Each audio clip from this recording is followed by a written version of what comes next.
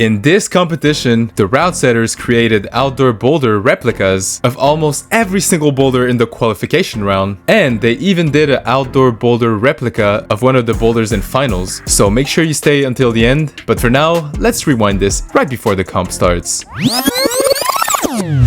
So this is 5 hours before the comp starts. I've done finals 3 times for this competition, so I expect to be into finals. This will be a total L video if I don't make the finals. So before getting into the competition, let me tell you how it works. So basically the route setters are doing replicas of outdoor boulders from all over the world. So I think it's really cool because that way you can try some classics like V15, Power of Now. That's pretty much the only one I know that they set. So I can't wait. I hope I'll get to film the qualifications also, because if it hasn't changed, it's the 6 best boulders that you can do in the least tries possible. And then with your ranking, you can go to finals if you're in the 6 best athletes. While waiting for the competition to start, I played some video games. Then I studied a bit, took a short break, studied again, washed my competition shirt, and then played some more. The first boulder I tried was checkerboard, a V8 at Bishop, and this boulder is a complete line of capped crimps from the start until the end. What's funny about this replica is that it's actually graded V9, but I'm sure it would be a lot easier than the outdoor boulder, simply because it's always harder outdoors. Whether you don't see the holds, the temperature is not great, the footholds are probably terrible, but look at this, it's exactly the same moves. When I saw this afterwards, I was really surprised on how accurate it was. Big props to the route setters for creating these amazing replicas. Anyways, I needed to get the 6 hardest boulders of the qualification round if I wanted to make it to finals. So number 27 was in my final score. So right off the bat, getting a flash of this boulder was pretty huge. The second replica I did was Power of Now. You guys are probably aware of this incredible boulder outdoors. It is a V15 located at Magic Wood in Switzerland. And to be more specific, this is the direct replica, which is a V15 flashed by Jules Marchalin, one of the best flashes ever in bouldering history. So getting a replica of this boulder is probably the coolest thing they could have done in this competition. I still can't believe how accurate this replica was. Every single move, it felt like I was on the actual boulder, and even though I haven't tried the real boulder, I know that the moves are pretty similar, but the holds are probably like 100 times more disgusting. But still, the fact that the route setters can pull this off in a gym felt like an actual privilege. So this was for sure my favorite boulder of the qualification round. I felt like Jules Marchalin just cruising through Power of Now, even though this can probably be campused by him. So once again, this was pretty huge for my score since it was the hardest boulder in the qualification round and I flashed it. So with this boulder, I was in a really good position for qualifying for finals. I was now gonna try the replica of Black Velvet, a V11 at Rocklands in South Africa, and this was a big dyno. So damn big that some people could say I could fit in it. Sort of, but still, pretty damn huge dyno. So this replica starts really low on some jug, and then you go into some pretty good crimps, place a heel hook, and go into a kind of a jug. It for sure looks like a crimp on the real boulder. And then you just give it a fat swing and boom, you take the jug, but it's a very long way. Definitely a lot further than it looks. And then, surprisingly, the last move was pretty hard on the replica, but I could still get the send. Once again, really good for my score, especially by flashing it. After Black Velvet, I tried the replica of Never Ending Story, an amazing line that is graded V14 outdoors. Again, this boulder is located at Magic Wood in Switzerland, and unfortunately I did not get a video of me flashing it, but that's alright because you can see Colin Duffy warming up on the real V14 boulder. So this boulder was full of left heel hooks, that was pretty much the theme of this line, and it's also full of slopers, so the replica was pretty accurate with the real boulder. So with that being said, let's go into the next boulder. Sadly, number 25 was not a replica of any outdoor boulder because it would have been crazy to have an outdoor boulder with foot coordination on some slab. Although I dare you guys to find this outdoors, it might be possible. But of course, 30 replicas would have been crazy, so some of them were boulders that were already in the gym. So, since I am long and not strong, I decided to do a better break for this boulder because I did stick the foot coordination on a previous session, but getting this in a competition would take me too long. So I decided to do this better break where I go all the way down and then go up with this press. And it was still pretty hard because it requires a lot of flexibility and have a perfect balance to lift your foot up, but I eventually made it work. The trick that I found was getting my left hand a little bit further to the left side so I could have more space for my foot. And the last section was also very tricky, a lot of people fell on it, but it was definitely not the biggest issue for me. The starting was for sure one of my weaknesses. This boulder was also on my final score, but unfortunately I got it in the maximum tries possible, so I didn't get as many points as I wanted. And finally, number 29 was the last boulder I tried and the hardest boulder for me. It took me around 15 tries and it is a very physical boulder, so wasting this much energy on a boulder was not the most effective if I wanted to make it to finals, because it would take me some skin, I would have less energy, and it wouldn't necessarily give me a lot of points since I didn't flash it. However, it was crucial for me to get this boulder because every finalist got it and some of them flashed it. By the way, this boulder is also not a replica of any outdoor boulder. This was a boulder that was already at the gym, but they made some changes for it to be a little different, and it was still in the V10 range. So for me, I was specifically struggling at this part where you have this really bad side pull and then you have to bring your foot up, which I didn't really understand at first, so I used a lot of strength to try to pull me up with those two holds. But as it turned out, the other finalists were just bringing their foot up before taking the left hand, and that made the whole difference for them to be already higher on the hold, and that way you don't use as much strength. So after watching them, I got a couple of betas, and for my next tries, I knew what to do. So I rest for a couple of minutes and then hopped on the boulder. The starting position was pretty awkward, but the hardest move for me was really to lift my foot up on the left side because it was very high, the hold was not great, and then you have to catch it perfectly with your foot. And after that, like I said, I watched a couple of guys, so I knew that I had to lift my left foot up, and that way I would be higher on the holds, and it actually felt super easy this time. So with this boulder completed, I had my 6 best boulders, and I was just waiting for the final scores to see if I made it to finals. By the way, there was a lot of replicas into this qualification round that I didn't really need for my score, but for example, here we have the Plumber's Crack at Red Rocks, then we have Karma at Fontainebleau. This one looks super cool. I tried it afterwards. I think they graded this V7, even though it's like V11 outdoors, but it was very enjoyable and probably really accurate with the moves. Then one of my favorite, which was Booba the Legend, a V11 at Bishop, and the moves are pretty similar, just probably twice the grade as the replica. But I did have to cut loose like that. Even though it was a jug, it felt like the real moves. Then there is Carnage at Fontainebleau again. The replica was graded V6, the real boulder is V8, and once again the moves are pretty accurate from what it felt. Finally, I decided to include Airstar at Rocklands because it has a cool dyno, but of course there was lots of replicas that I couldn't cover in this video.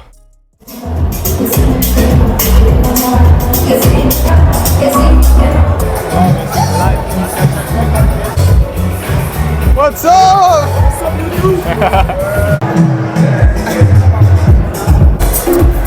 Hey guys, I just wanted to test out the mic, just make sure it was working because the music is really f***ing loud. I have my earplugs! Oh my god, est-ce que c'est Hugo? Est-ce que c'est Hugo Valas?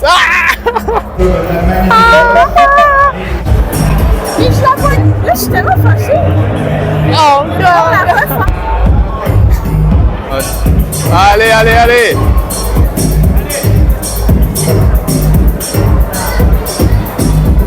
Regardez!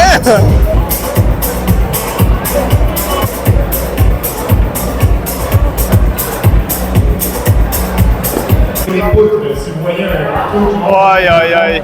Les comme kids sont trop forts! C'est correct, c'est le plus fort des comme kids lui. Ah! Non!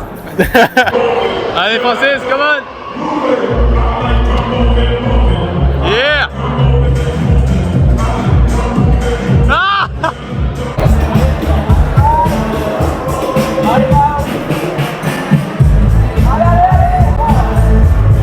Allez Nico! Ah!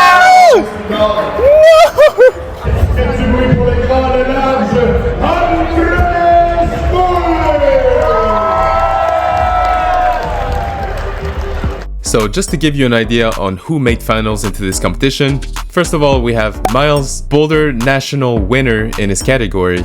Francis Bilodeau, who made a couple of World Cups when he was younger. Then Nicolas Artaud, a 14-year-old comp kid that is flashing some V10s and V11s, climbed his first V12 a couple of days ago, and probably on his way to do World Cups. Then Hugo Valence, who has climbed a V13 on the kilter and at the gym, and probably competed in 1,000 competitions in his life. Then there's me, I just climb. And then Elliot Robert, who flashed a V12 in the gym, made a couple of Boulder semifinals in nationals, finals in provincials, and another 100,000 competitions he's competed on. So yeah, pretty stacked final, but I was not scared of any of them, especially not that 14-year-old kid. The first Boulder final was this huge dyno. You start off with a press on the left side and then you go into this really good hold. You step into the volume and then you keep doing the dyno until you reach the zone. So this huge coordination boulder is obviously not the replica of an outdoor boulder. Even though it was the theme of this competition, they obviously still wanted an exciting final by having a dyno. So right off the bat, we knew what movement to do, but we just couldn't execute it right away because the position was a bit different than we thought. The holds were kind of more twisted than we expected, and even though the holds were good, it was a very complex movement to get on our flash attempt. So of course, as you saw, nobody has flashed this boulder yet, but then Elliot, the last athlete, came in.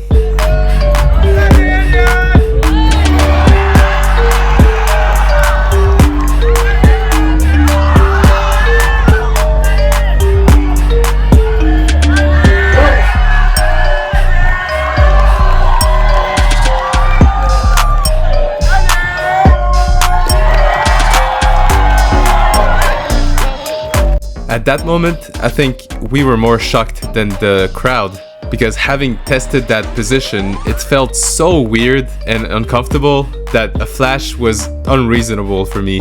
On my second attempt though, I was starting to understand a bit more how to do the coordination movement. And even though it was starting to get closer, all of us didn't really make too much progress for the next tries, so we were just stuck on this coordination movement for a couple of minutes. It's pretty hard to explain how this dyno felt, but the starting position is not great already, and then you have to push with the right foot and be stable enough to drop down into this volume, and then like double jump into the next 3 holds. So lots of coordination, not necessarily physically hard, just something we never practice.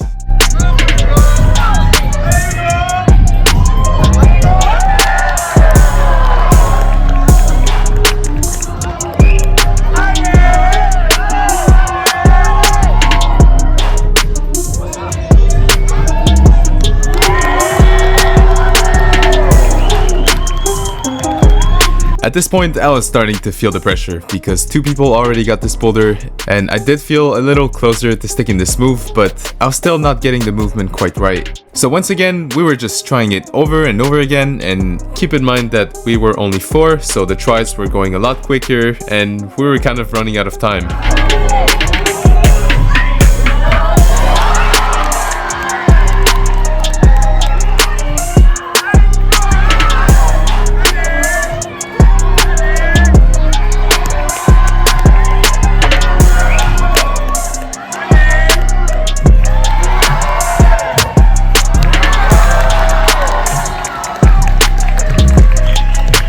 So the stress was adding up even more at this point, and we were getting pretty exhausted after trying this movement for so many tries, because 10 minutes is actually a long time for just trying this one move. Anyways, of course, I was not just gonna give up at this point.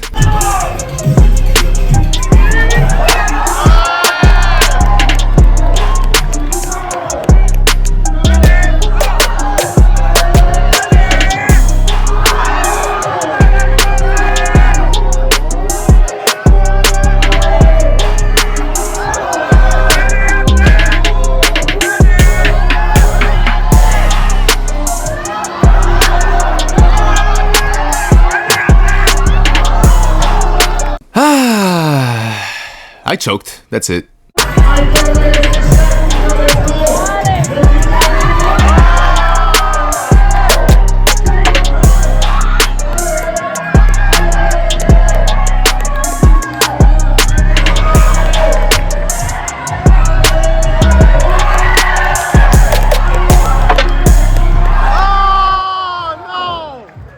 So we are now into the second boulder for this final, and yep, it's slab time. This slab has an incredibly small foothold that you have to put all your weight into it and then stand up.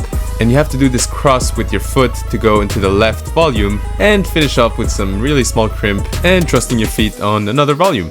Right off the bat, the starting position was very uncomfortable with some weird pressing, and then you had to place your foot on this tiny foothold, and it was a very challenging move to just get out of this weird pressing position.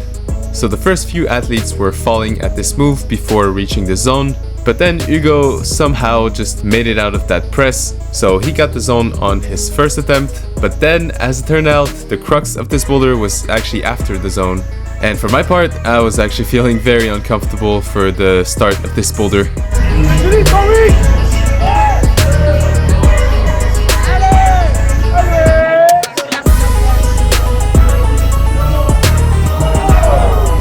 I don't know why, but I had trust issues with that foothold.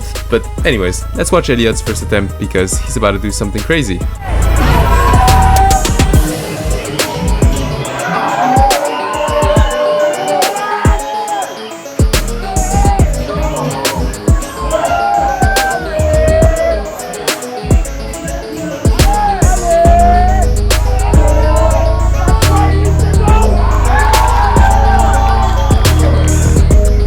Even though everybody was struggling, he just flashed the first and second boulder, so yes, we knew we were cooked for the win, but we knew that this boulder was now possible.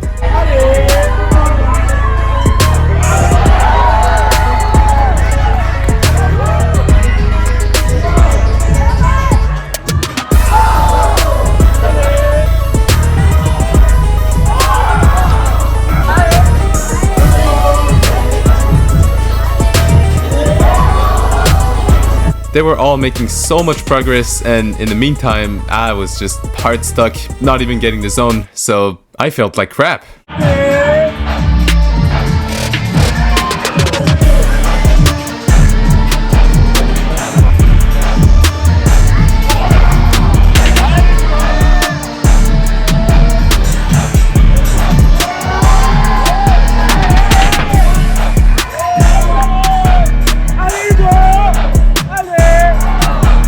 And guess what?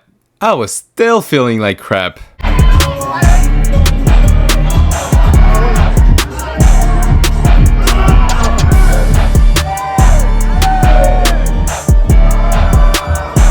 So I know this makes me look like I'm really bad at slabs, but this specific movement was just not for me. And it's really mentally challenging to just go again and again when everybody's making progress and you're not, but that's part of the game. I learned from that, and next time I'll be more prepared for this weakness. And finally, the third and last boulder of this final is the replica of El Corazon V13. Here's the video for you to understand the crux move of this boulder. So you basically do an iron cross into these two holes, but the real holes are probably just a little bit worse than these ones. However, it's still a very slopey hold and hard to hold when you're that stretched out. Then you have to jump into this crimp, which is the zone hold. And finally, for the last section, you just keep it together, push with the foot on the arete, and climb up. If it wasn't for Power of Now, this would have been my favorite boulder because I feel like that movement is a perfect representation of how you feel on the real boulder. You're so stretched out with the shoulders that it really just feels like an iron cross. So at first, I thought that every finalist was gonna get this boulder because they're all very strong with crimps and shouldery moves, but as it turned out, they were kinda having trouble. Lots of them got the first move and transitioned to the right side, but getting the zone is really hard since you have to aim the crimp perfectly and not overshoot it. So I was just waiting for my turn to see how good the position was, and as it turned out, it was very far. Even though I have a long reach, I was still uncomfortable in that position. So then it was up to Elliot to see if he could flash this one also.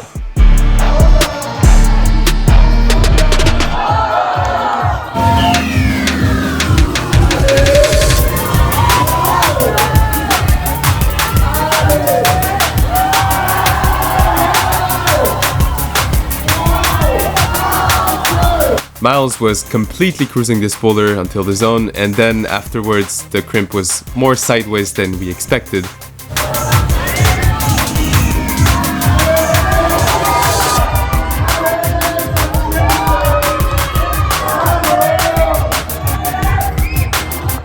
So after watching them and learning from my first attempt, I had sort of an idea on how to do the first move.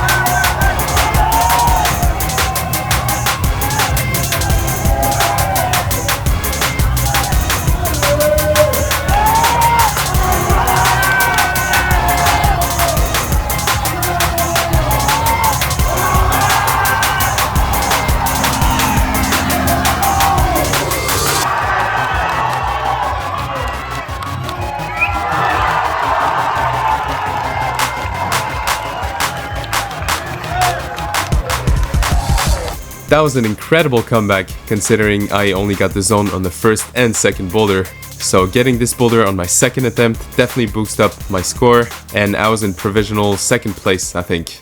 So after getting the boulder, of course Elliot understood a little more what to do.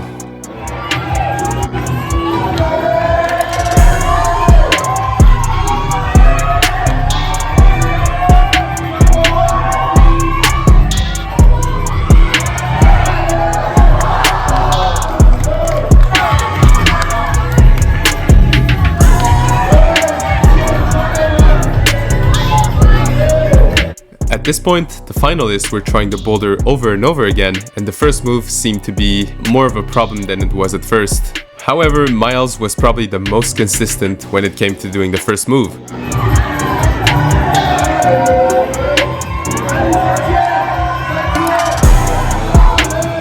For the next attempts, they were understanding how to do the first move, but getting to the zone was also another issue. So they went back and forth, but since this boulder is very physical, they were running out of energy. However, we could see that they were still not giving up.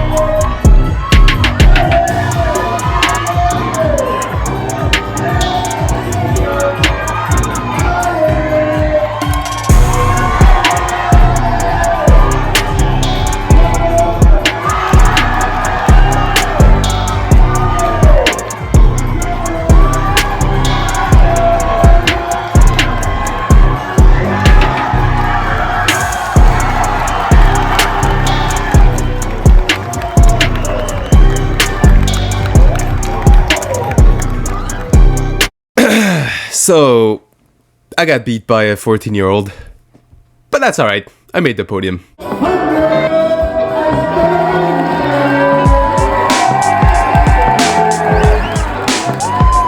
So, like I said, that last stop secured me a podium because I think I would have been like 5th or 6th. So I'm glad I performed on the last boulder, and actually getting the zone on the 2 others is really good for me. So huge thanks to Andrescalade and the route setters for making this competition happen.